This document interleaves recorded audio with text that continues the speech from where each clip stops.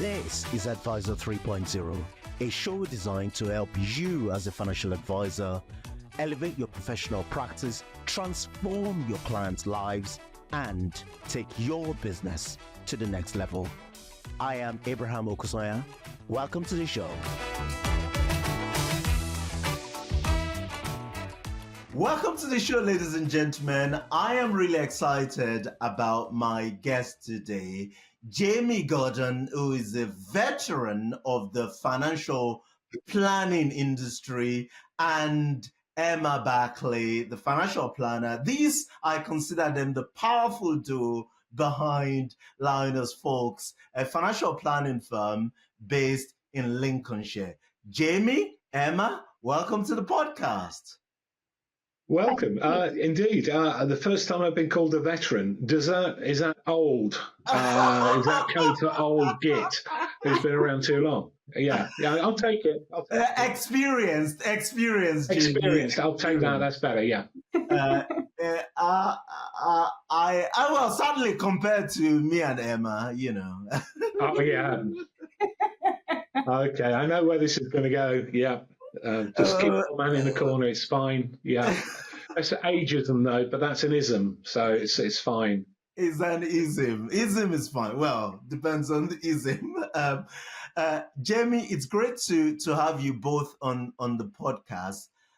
What I want to do is to dive into a little bit of your journey. So we'll start with you, Jamie. Give us a sense, give our audience a sense of how you came into the profession and what the journey has been till date. I suppose for me, I joined the industry before it became a profession. So back in the day, back in 88, 89, I joined the Prudential. So I was the archetypal man from the Pru, walking around various dodgy parts of London, collecting industrial branch. Some of your younger kind of watchers and listeners are going to have to actually Google what industrial branch was, but it was when you used to collect insurance premium on the door. And I suppose that gave me a really good introduction into financial services. Yeah. Although back then the whole kind of thing around financial services was we were one step up from double glazing salesmen. No fact finds, no KFDs, no KFIs. You didn't have to tell anybody what your commission was. They all thought it was all for free. And for me, it was a good grounding because you actually understood people. And I was with the Pru for a few years. Then I moved back from London to the tranquil Idyll, which is Lincolnshire, and I started working for a local IFA brokers. I did that for a couple of years, and then I joined Lynas Vokes back, December 1990, and I've been there ever since. I joined the company thinking that it was a progressive, thriving independent financial advisors attached to a commercial insurance brokers, to find out that the guy that was doing the life and pensions side of it had gone and taken all the clients with him. So I started off upstairs in a very cold room with a filing cabinet with about 3 names in it. And since then, we've kind of grown the business to what it is today. And it's been a slog. And over the time, you become a little bit more professional, you take more exams, and you try and ensure that your business is the best at delivering what it can deliver to the client locally. And at the end of the day, there are advocates. We don't advertise. We don't have any affiliations with accountants or solicitors. We've grown through word of mouth and basically by referral and recommendation. It's incredible journey, Jamie. We'll come back to this. You've seen the industry transform, the wider industry transform, and the emergence of a profession.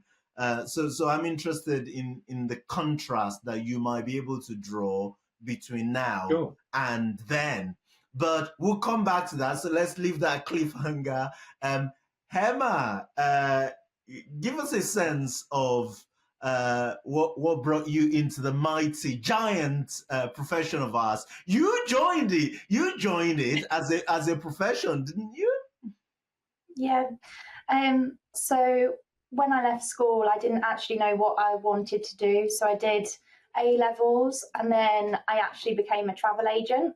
And I did that for a good few years, but it got to the point where I couldn't see it being a long-term career anymore.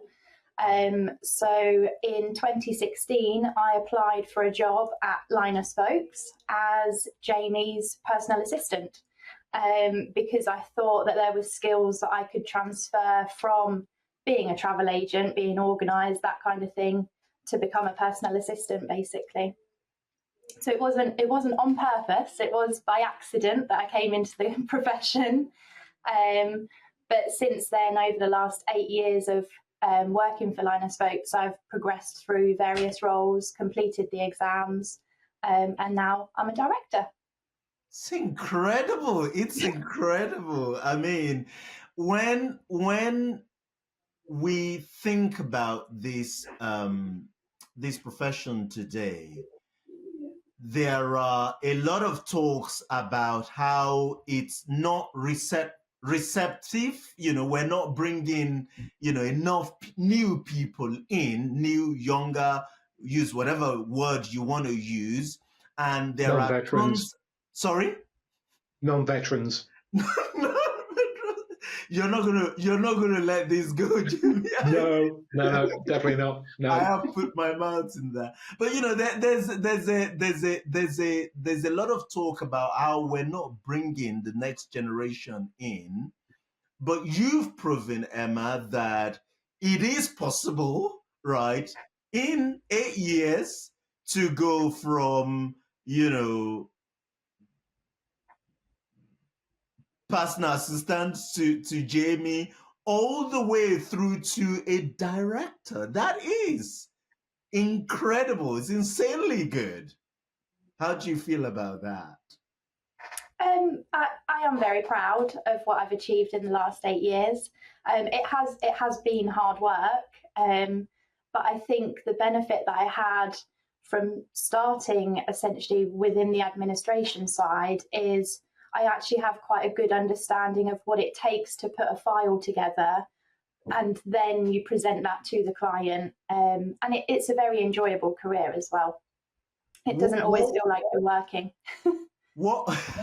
Yeah. What's the hardest part, do you think? Is it the passing of the exams? Is it, summoning up the courage to sit in front of clients? What do you find the most challenging in the process? I think for me personally, because of my background, I was used to dealing with clients face to face. So sitting in front of clients has never been my personal fear, if you like.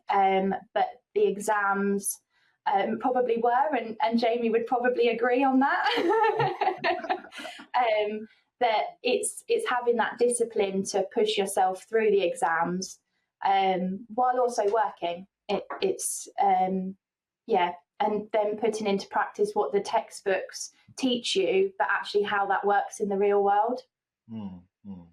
So Jamie, let's come back to you then. So you've seen the industry transformed over the years. How do you compare where we are as a profession and how we're perceived by clients today to what we were, what the industry was, say, 20 years ago, or 25 years ago, when you were knocking. When I was Emma's age and your age, yeah. I think if we peel it back, we've always been.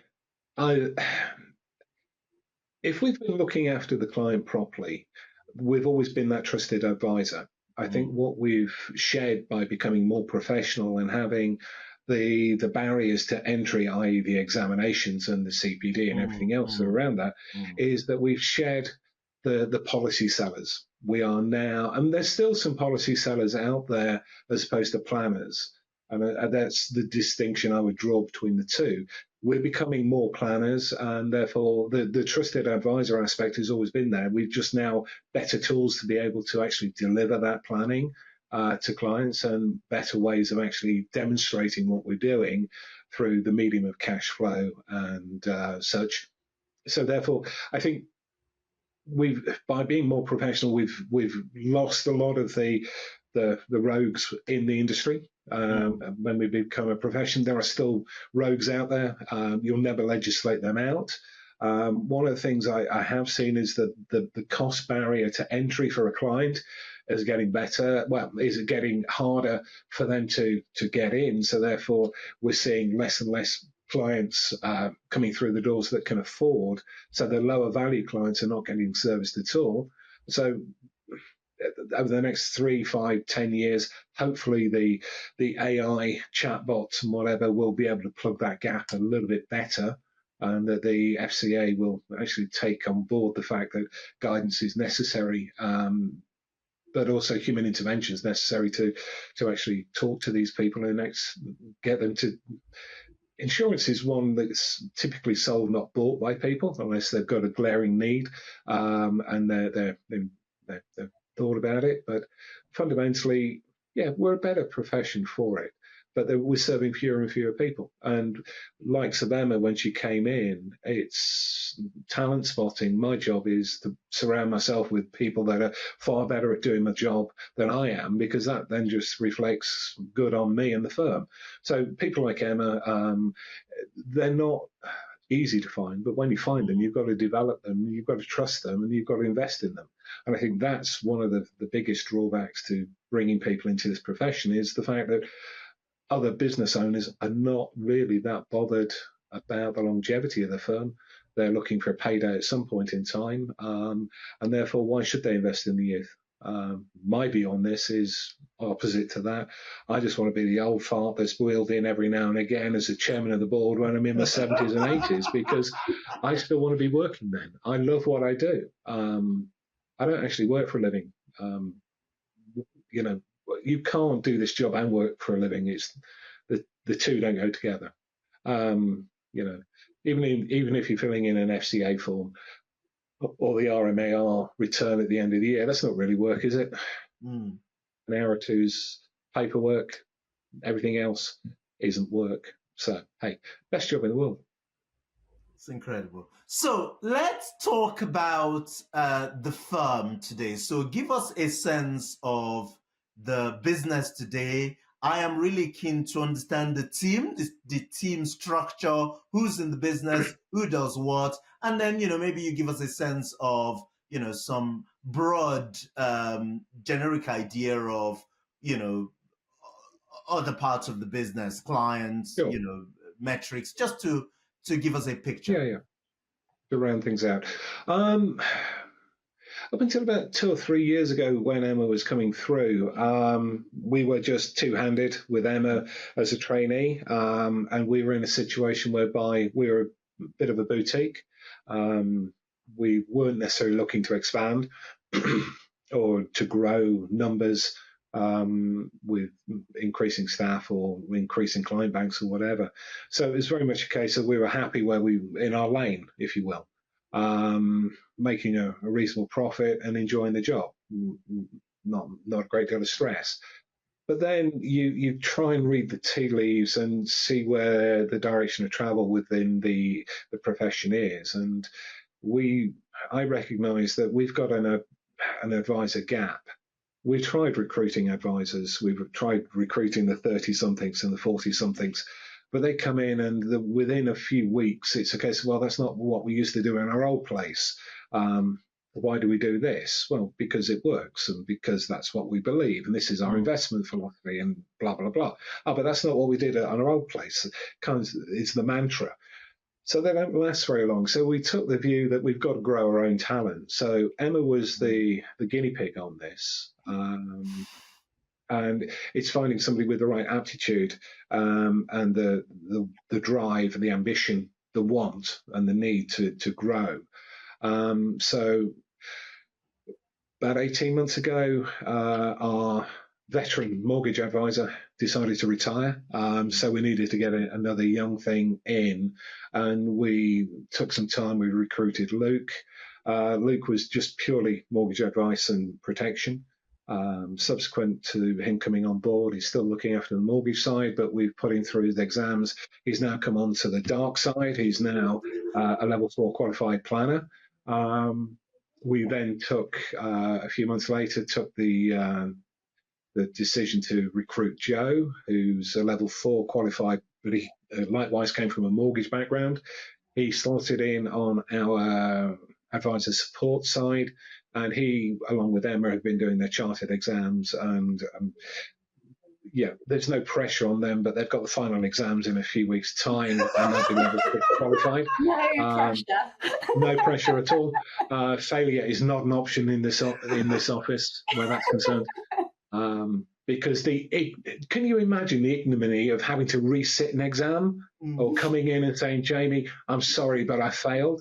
It's just, the shame, I couldn't live with it myself. But, this is the thing. And so Joe's going to be level 6, as will Emma be level 6. So we've gone from 2 planners and a trainee to now, by accident, buying another practice out in Newark. I don't know how that happened, but we bought a small retiring IFA at the beginning of the year, and Graham's on the path to retirement over the next 18, 24 months' time.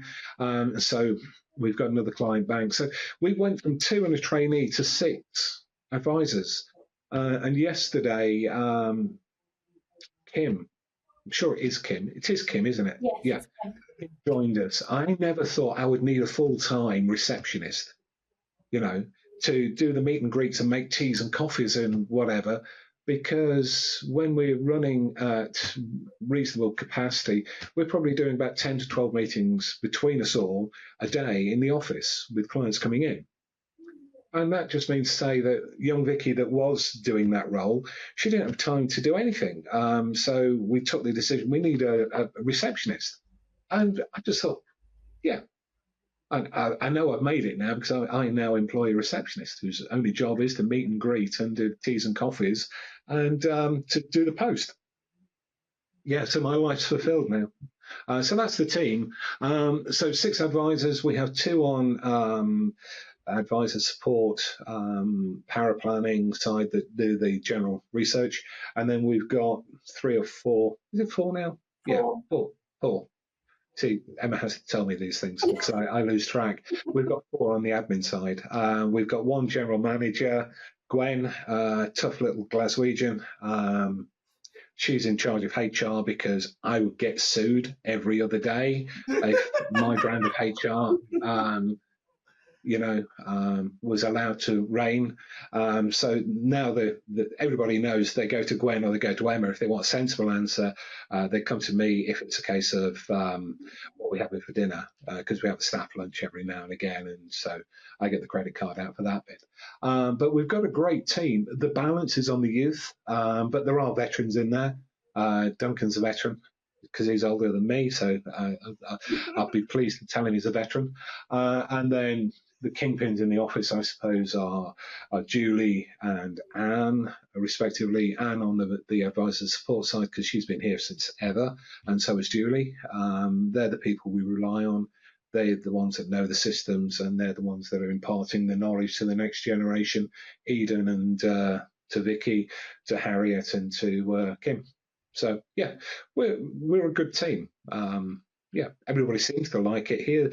It's a bit like Hotel California. They check in, but they never leave, which is a good thing, I suppose. Also, I think it's a good thing on balance.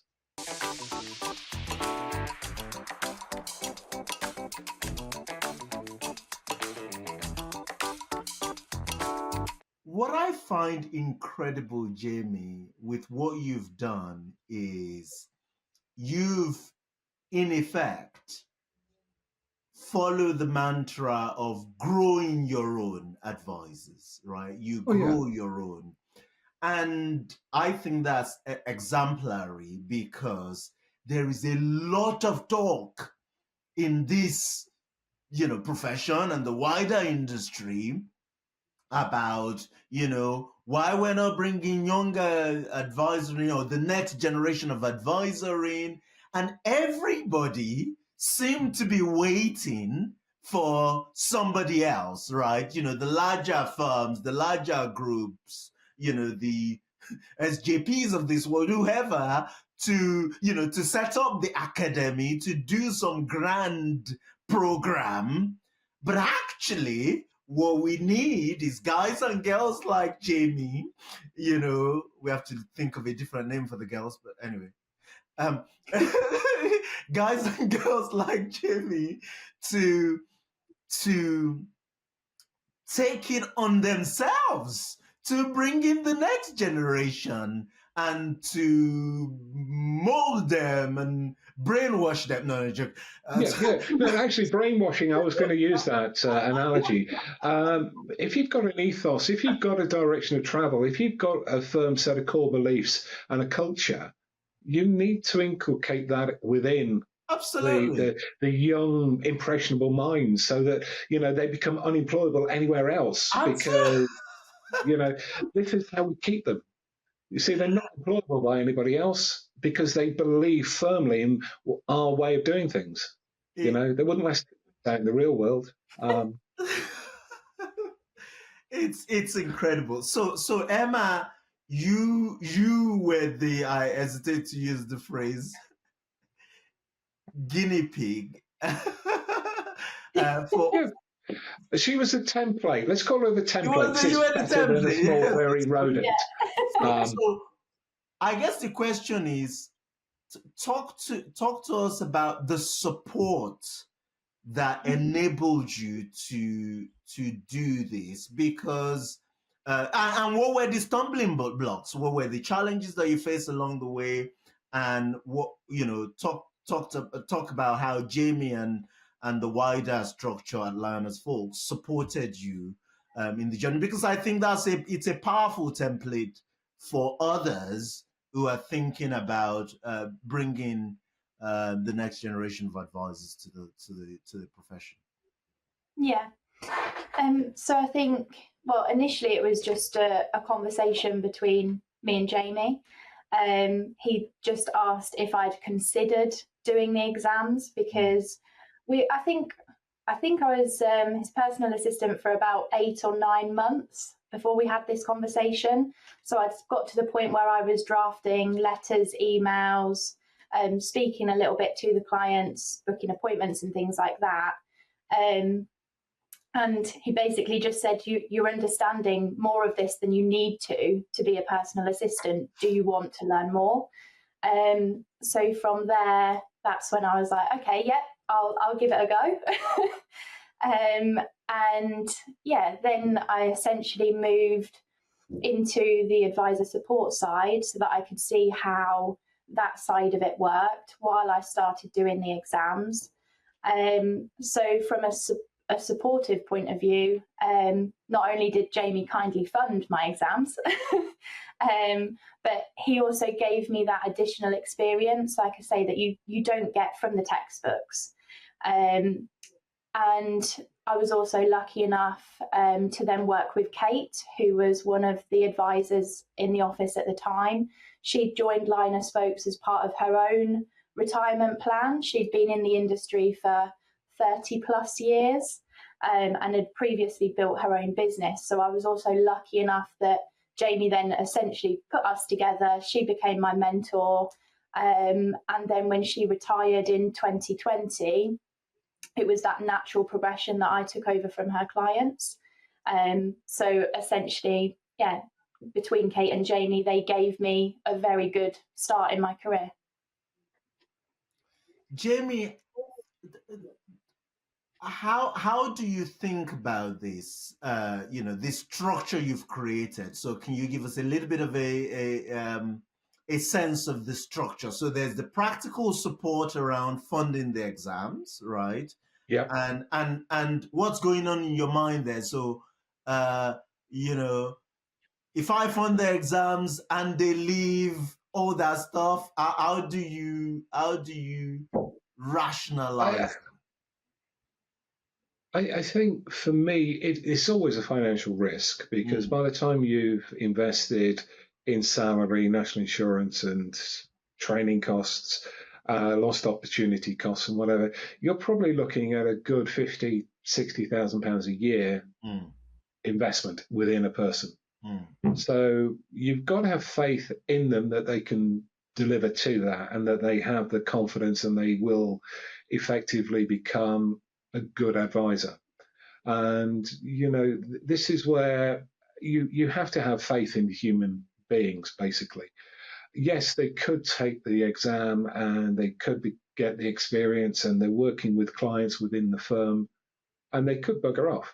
That's always a potential line that they could go down if the firm that they're working for doesn't value them, doesn't want them to succeed, puts a glass ceiling in the way and makes their working conditions so poor that they want to leave. But if you engender a culture whereby everybody can succeed, I was fortunate insofar as I wanted equity within the business when I joined Lynas Vokes, and we set up Lynas Vokes Investments as an offshoot of Lynas Vokes, the financial services arm, which was a general insurance arm. Bizarre, but that's the way it was. And so I got equity, but then I had to buy my two other equity partners out, and that was expensive.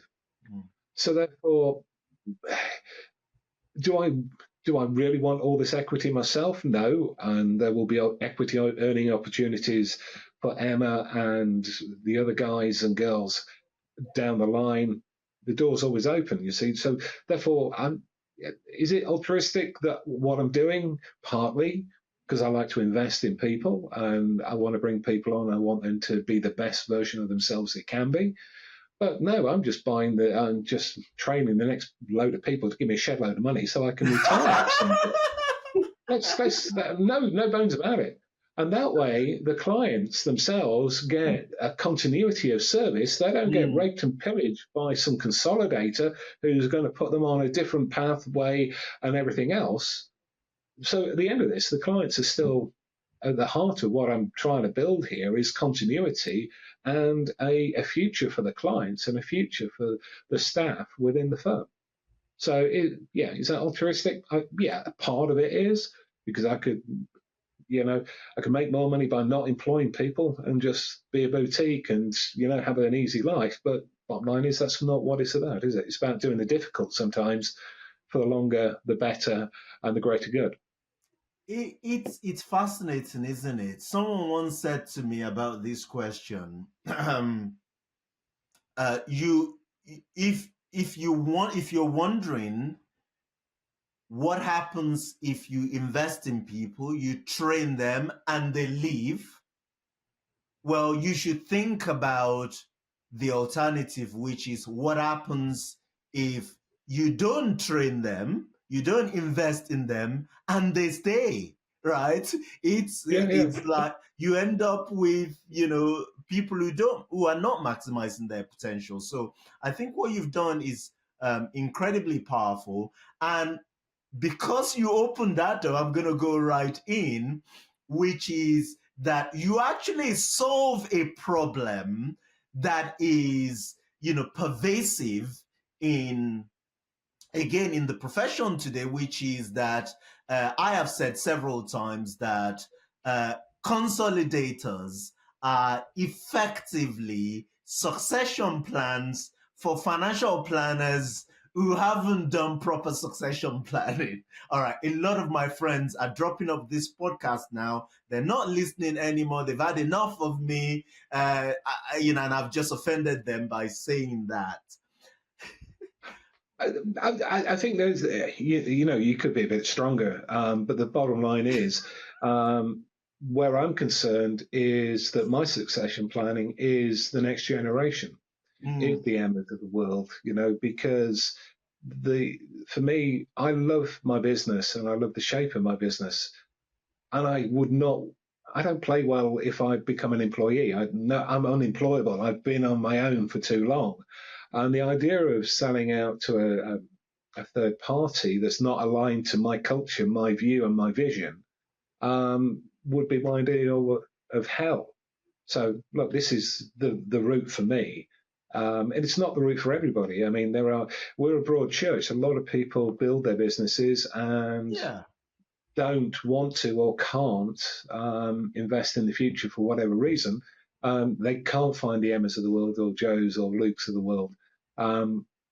They're out there if you look for them. Yeah, and They of are course, out there. of course, there is a question of size and scale. Maybe you get to a certain scale that is too hard to see for the next generation to take on. Yeah, But anyway, there is. Yeah, there is that, and it is about scale because had we not taken the conscious decision to grow, mm, we would have had no other option but to sell to a mm, consolidator. mm, mm, And therefore, would that have served the clients well? I dare say it would. There are some good models out there that I've seen because you get a lot of people knocking on your door when you get to become a veteran, yeah. and and you look at them and you kick the tires and whatever else. But for me, I I love my clients and I love the people that are here, and I want them to succeed. And so, therefore, it's basically you take a bit of a hit now for the future. That's it, really, for me. Emma, how are you thinking about all of this? She's leaving next week. Absolutely not. I think my contract's written in blood. It is, yeah. We didn't have that compact, by the way. I mean, there is that side of it too, that they can't leave. Yeah. I think for me, the fact that Jamie is quite open about that vision and always has been from when I started, really, it gives you that confidence that because I am young, I know that I want a long career, and it gives you confidence that you can build that here. And yeah, hopefully Lynas Vokes will still be, a well-known name in our area for a very, very long time to come.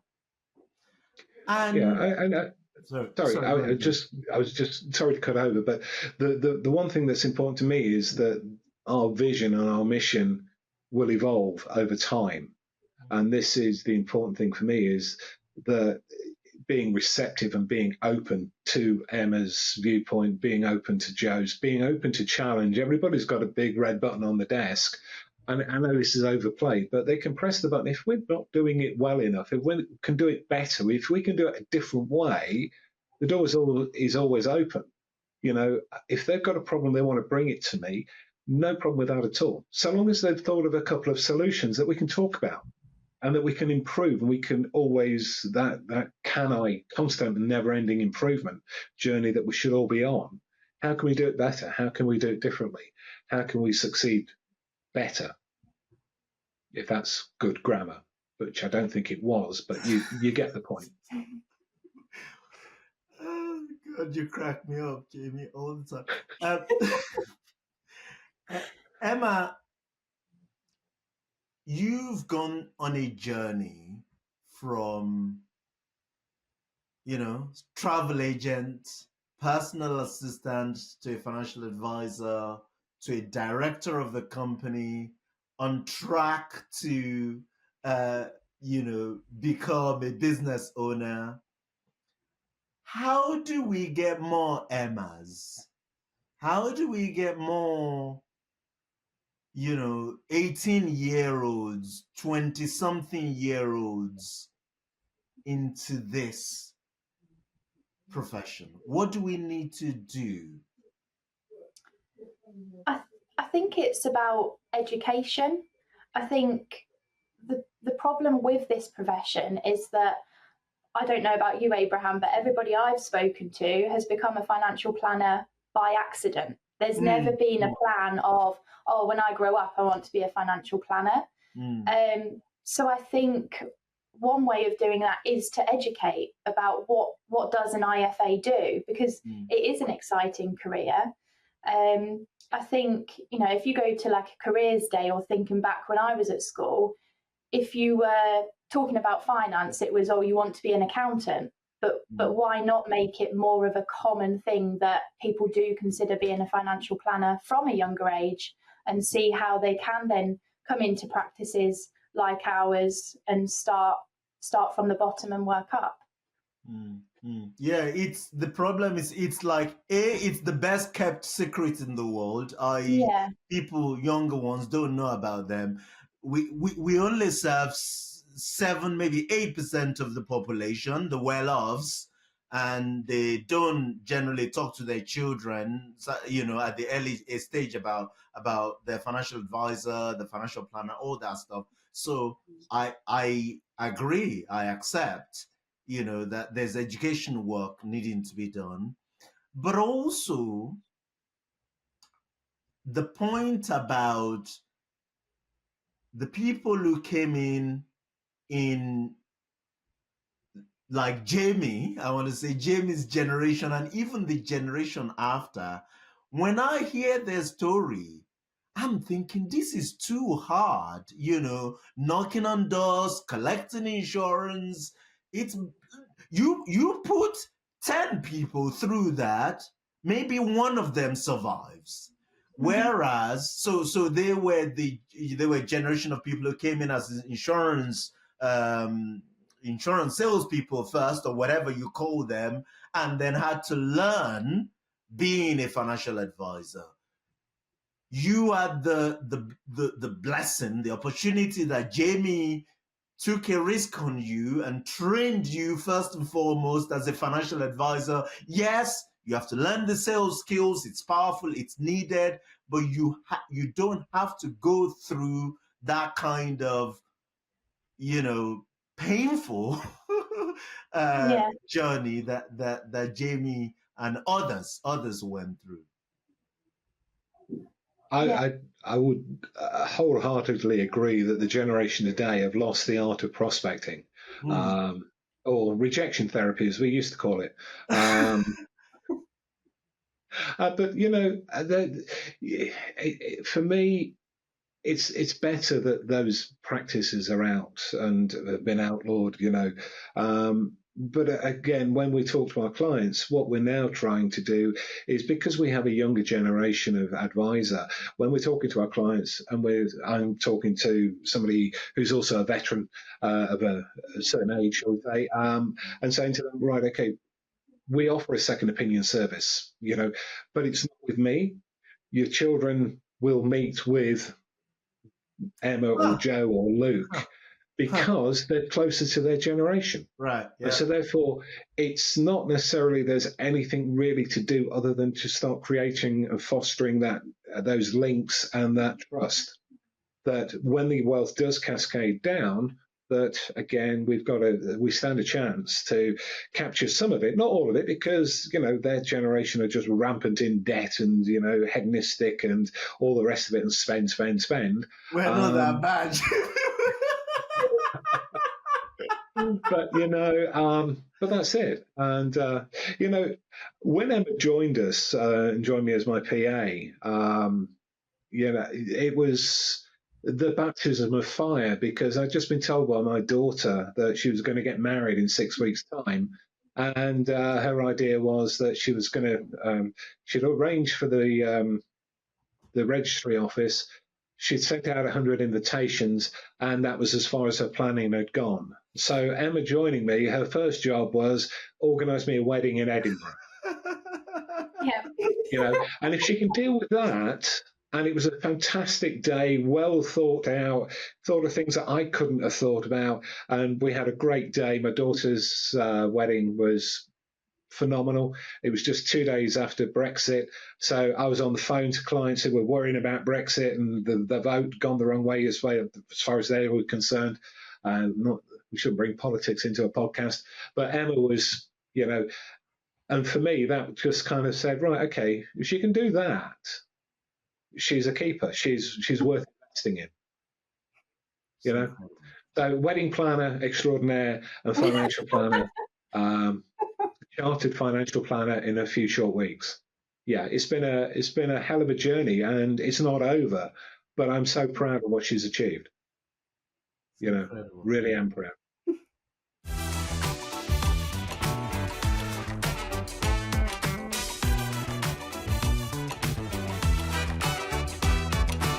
I've thoroughly enjoyed this conversation, and I have had more laugh, talking to you than I have had on any podcast. So thank We'll you take both. that compliment. No, seriously. Is that a good thing? Absolutely, yes. Yeah. I love. So yeah, it's been thoroughly enjoyable conversation. I hope that our listeners also have enjoyed it.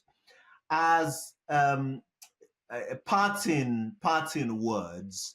So here is an exercise for you both. I'm trying to think who I start with. I start with Emma. So 5 years time, we are sitting down in the Lynas Vokes office. Tell me where things are then. Paint a picture for me of where you, the firm, the business is in your mind. I'd like to think, well, 5 years, Jamie won't, he'll still be doing exactly what he's doing now. You would have dragged him out, kicking, screaming. That's the chair. He's the chair. He's the company chair. Yeah, sorry. Yeah. But I think I would like to think that I'll be chartered, because hopefully that's happening very soon, with the final exam coming. I think I would like to be taking more of an active role in a lot of the decisions and things that are made with the firm, and I'd like to think that we've achieved a lot of the goals that we're currently setting in the rate of expansion, basically, and keep growing that next generation. Jamie? So where will I be in 5 years' time? I certainly won't be on a beach. I will probably be down 4 days a week, possibly. I'll be celebrating in 5 years' time, nigh on 40 years in the same firm, which I'll buy myself a gold watch for that. As a firm, we will have brought in the next generation after Emma. So we'll be training the next generation after them. We'll be in a situation whereby we're still fiercely independent and resisting mergers. We will be actively acquiring over the next 2 or 3 years smaller one-man bands who want to retire, who buy into our vision of customer service, client-led, client-centric. One of the things many years ago when I first started was when the RSPCA had the Christmas campaign, which said a dog is for Christmas, a dog's for life, not just for Christmas. So my mantra has been a clients for life, not just for Christmas. And back in the day, Christmas was what it was because a client would come and you would earn a shed load of money off them and get no recurring fee, and you'd just move on to the next Christmas. But we took the opinion that a client's there for life. And clients, if you look after the clients, they'll look after you. You know, and that's always been my mantra. It's about looking after them, because little and often, and looking after them, they look after you. They'll introduce you and you'll grow and everything else. So the firm, yeah, we could expand further.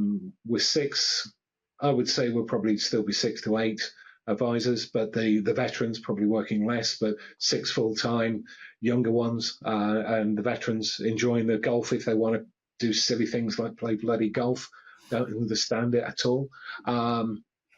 You know, and I'll be going around the world refereeing triathlons, as is my want and my passion, and just having the best life I can have. You know, that's what I want to aspire to, because that's what I'm doing now. I'm living my best version of my life possible, and I want to continue doing it. We're a long time dead, as I keep telling my clients, you know, so don't put it off. Enjoy your life today. Wonderful stuff. Jamie, Gordon, Emma Barclay, thank you very much for your time. Thank you for your wisdom. Thank you for sharing so freely. And yes, thank you for making us laugh. Thoroughly enjoyed the conversation. Thanks, guys. Thank you. Thank you.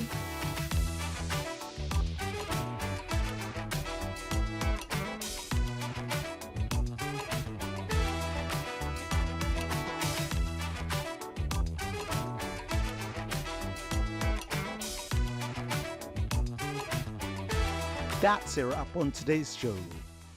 Massive thanks to my production crew, especially Jake Osha, Melissa Canham, and the entire team.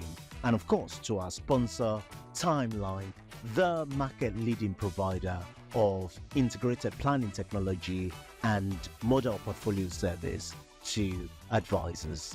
I do hope you've enjoyed today's show. Head over to Apple Podcast and give us your review there. Until next time, goodbye.